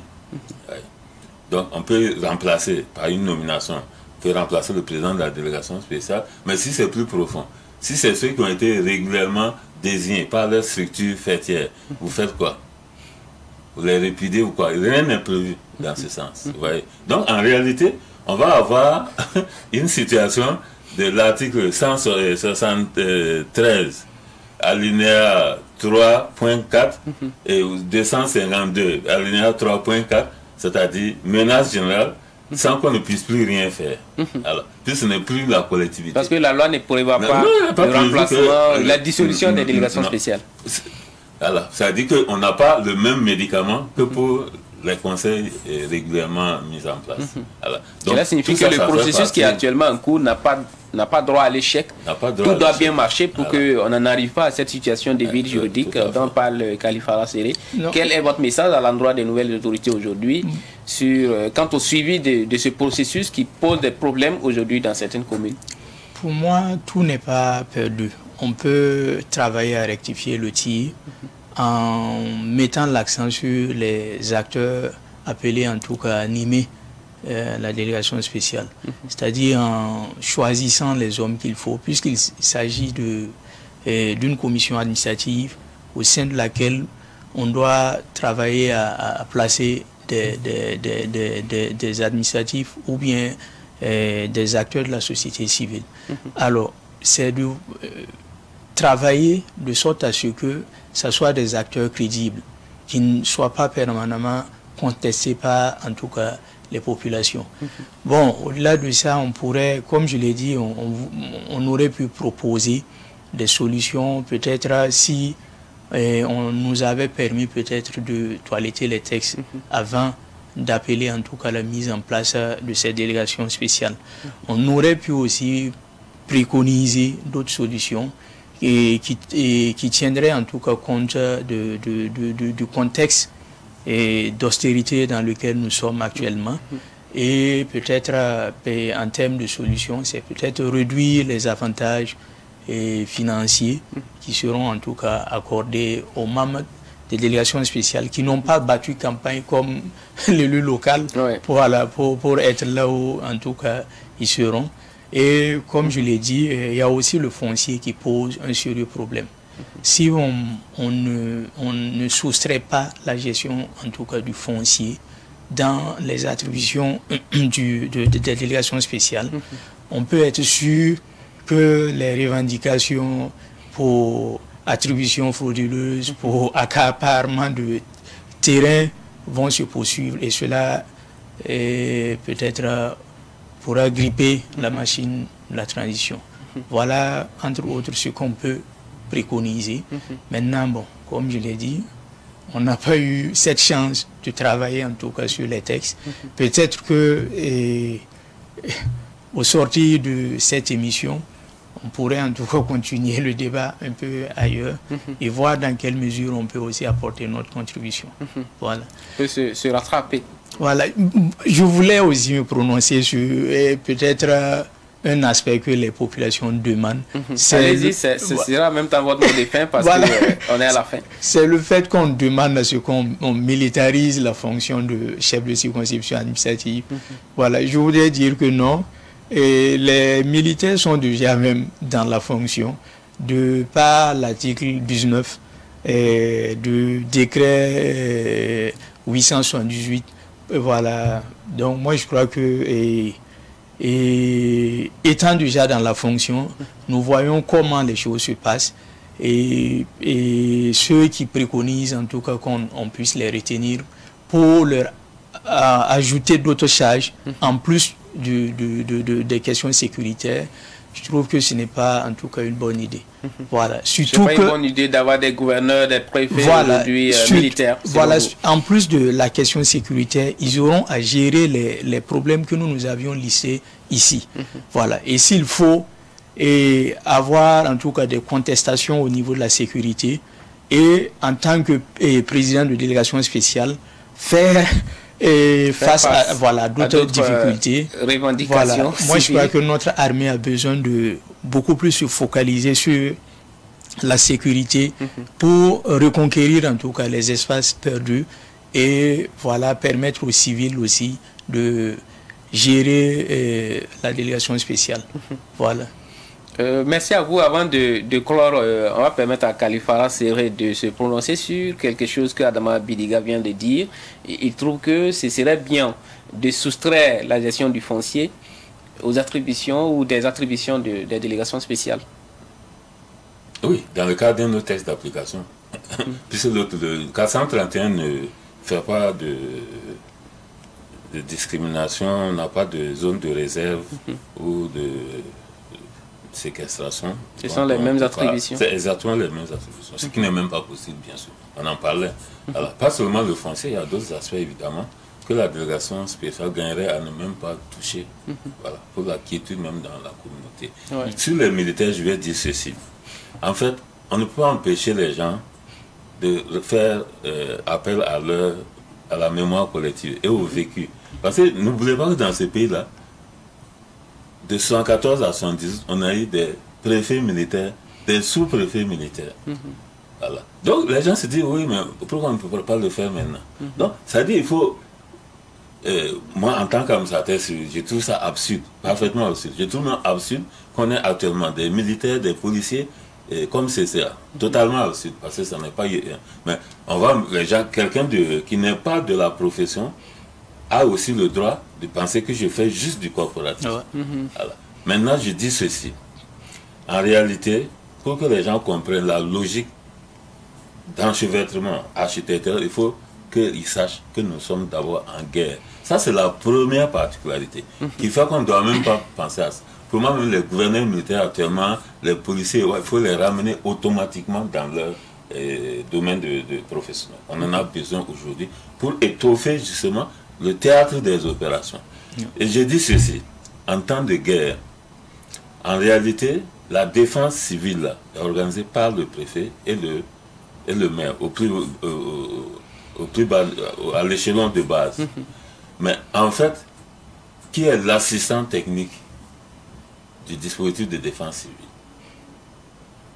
C'est un sous-officier supérieur, adjudant-chef au niveau de la commune rurale, un officier subalterne au niveau de la commune urbaine et un officier supérieur au niveau de la région, qui organise les patrouilles civiles ou d'autres activités civilo-militaires, coordonner les activités de soutien à la guerre, comme fabriquer des IED par exemple, et tout. C'est ça, ça se fait sous la coordination des militaires. Et le militaire, dans certains aspects, tout ça, nous avons, il a pas de 878 me dit clairement, quand il y a une situation de guerre, voilà les nouvelles dispositions. Ça veut dire que l'officier militaire, là, il devient et partenaire et coordonnateur, suivant les cas.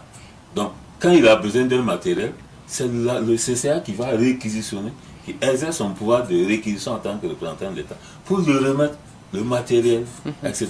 Vous savez qu'on a vu, il y a eu des détachements ici qui partaient au front et qui ont eu rupture de carburant. Ce que je vous dis là, c'est vrai, vous pouvez vous renseigner auprès des militaires. Mais est-ce que vous savez que nos gouverneurs n'ont pas été en mesure de gérer ça pour eux? Il a fallu attendre que ça ne doit pas arriver. Tout ce qu'il y a comme carburant là, sur le territoire là, en 10 minutes, on doit racler tout, venir leur donner. Mais si on n'a pas un dispositif et on n'a pas un vécu qui nous donne que c'est une expérience, c'est quelque chose qui est normal, voilà. Donc aujourd'hui, les gens disent quelque chose qui n'a même pas de sens. Parce que logiquement, et moi je l'espère bien, avec l'excellente idée du MPRS, qui a été de créer ce côté-là, je me dis que clairement, on aura dans chaque commune un représentant de l'armée. Il n'a pas besoin d'être CCA. Il va être plus que ça, parce qu'il va être plus efficacement avec l'ensemble des populations via le CCA. Voilà. Merci donc à vous, Kalifara Serré. Je rappelle que vous êtes administrateur civil, expert en développement et stratégie locale. Merci donc d'avoir répondu à notre invitation. Merci également à Adama Bidiga, qui est également administrateur civil. Merci pour la participation à ce débat. Je vous remercie également. C'est tout donc pour 7 jours dans la savane d'aujourd'hui. Merci à tous de nous avoir suivis. À dimanche prochain.